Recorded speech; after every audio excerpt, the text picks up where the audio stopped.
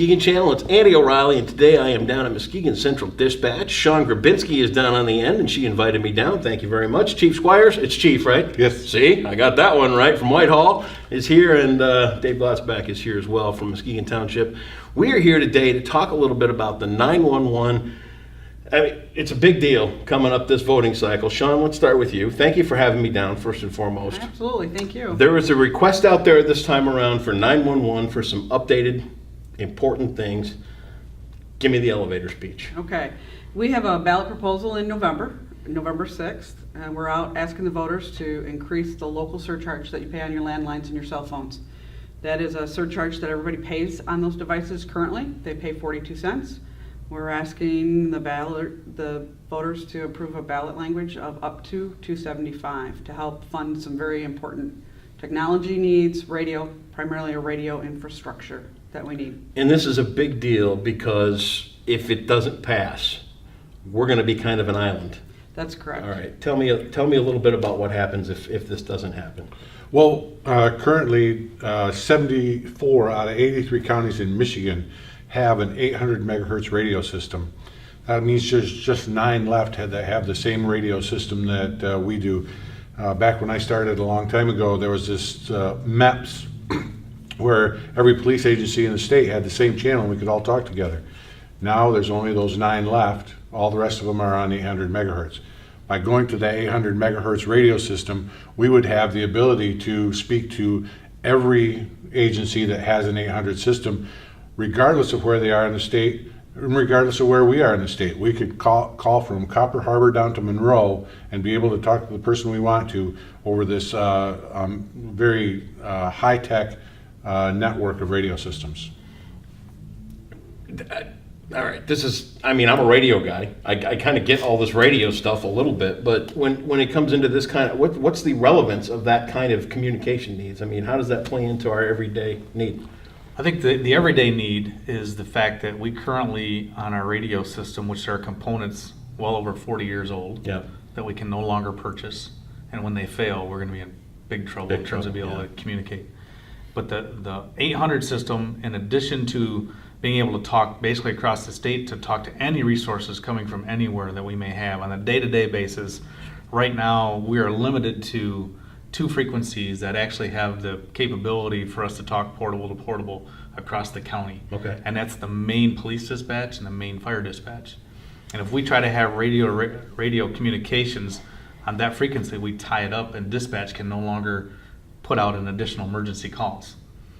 The 800 system gives us the ability to have multiple talk groups on it, so we can do portable to portable conversations anywhere in the county, not just fire to fire, but fire to police and back and forth. Well, right now, we don't have that ability to really communicate across the county with our own fire departments, let alone adding the police into the same conversation. The only way we can do that today is pick up our cell phone. Really? So, and I'd like to say that we live in a world where things are, we don't have to worry about that kind of stuff anymore, but we don't at all. I mean, things are scary and they're getting scarier, and it just doesn't seem to be letting up.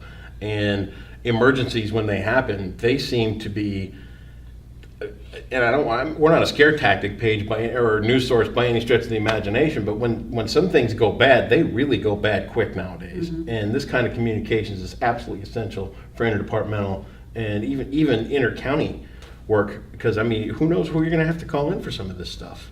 That's correct. It's scary stuff. Now, we're asking for more money, which is another, oh my God, they want more money. And we've seen with some of the requests put on, first of all, let's just clear one thing up. You guys are not part of any government. No, explain that to us, Sean. Right, we're a dispatch authority, and we don't receive any funds from the county. All of the departments that we dispatch for, like police and fire departments, they pay an assessment fee, a user fee, if you will, for us to dispatch their agencies. Okay. So the only funds that we receive from the county are for their dispatch in the sheriff's department. Other than that, we're a dispatch authority. We have our own governing board that makes decisions, that approve our budget process and approve the funds that we collect. The surcharge amount that we're asking for has to be evaluated annually. So we have to take it to the different boards that we have. They have to approve that amount, and it can be evaluated every year. On top of that, we have to submit annually to the state of Michigan, who reviews the amount that we're collecting and says, what are you doing with the money? How Sure. are you spending it?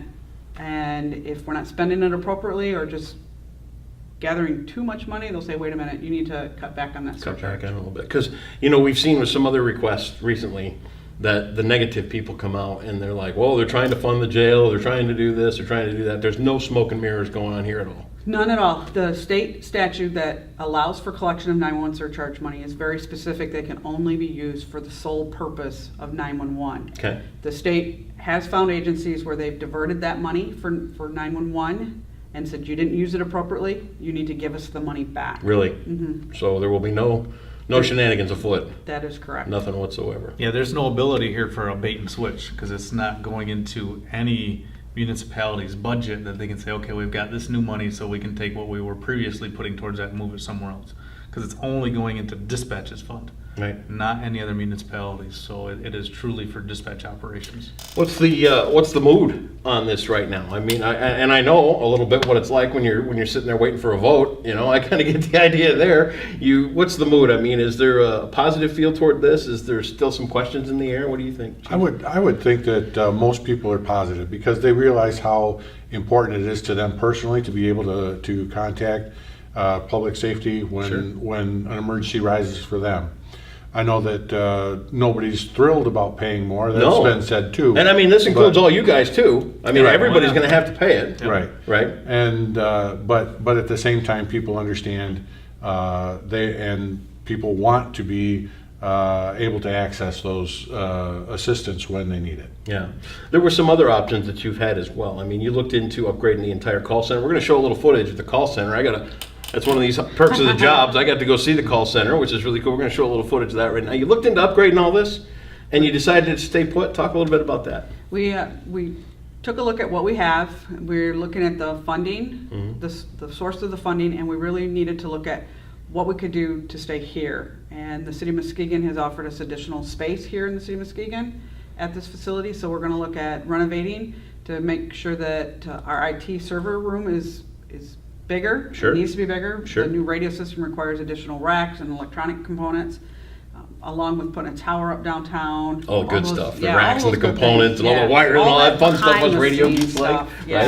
right? So we're looking at Am I that the only one that's cost. excited about that? Like, nerd. Sorry. So, I mean, all this extra space and all this stuff, you're going to stay put. You're going to be right downtown. Right. Centrally located. But instead of trying to build a whole new building and everything else like that, you wanted to stay put and focus this money on what really needs to get done. That's Whatever's correct. most economical for the citizens. Welcome to life in Muskegon. Right. Wherever we can save a buck, right? Yeah, and that's Yep. truly trying to look at what we can do that gets us where we need to be in the most economical manner. Right. So it's been a long process. As much as it's probably not been known in the community, there's been a lot of background work going on this for the last couple of years. Yeah, that's the thing too. People don't realize how much work goes in before an ask like this comes along Yeah. for that type thing. So what's the increase we're looking at here? We're asking for an increase of up to $2.33 because we're currently paying 42. Yep. On the ballot proposal, it says up to 275. So we Is it wanted- per line? Per line. Okay. Yep. So this is now maybe this question, I don't know if this is going to come up. I've got 6 lines on my cell phone plan. Will that put me up $12? Yes. Okay. Yeah. Fair enough. Mhm.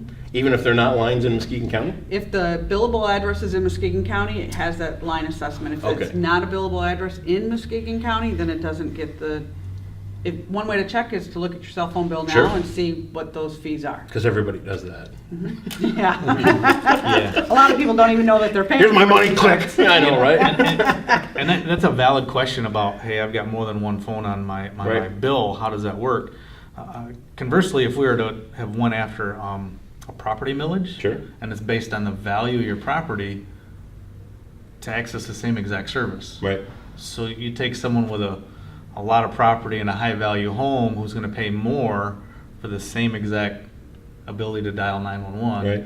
versus someone who has one phone who's going to be able to access 911 from the one phone versus someone who can access from 6 phones. Right.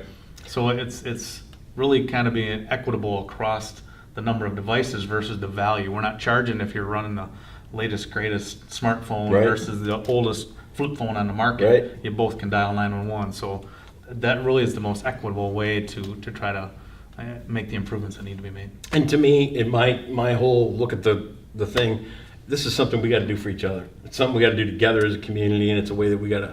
I mean, sure, I'm going to be paying $12 extra a month for the service and everything we need, but down the line, my contribution could save that guy out in Wolf Lake, or it could save that guy up in Whitehall, or something like that. So it's a community effort. I mean, that's why we live in communities, and that's why we aren't living in huts, like we used to do way back when. Right. And it's communal living. That's why we've done this. That's how it works. Absolutely.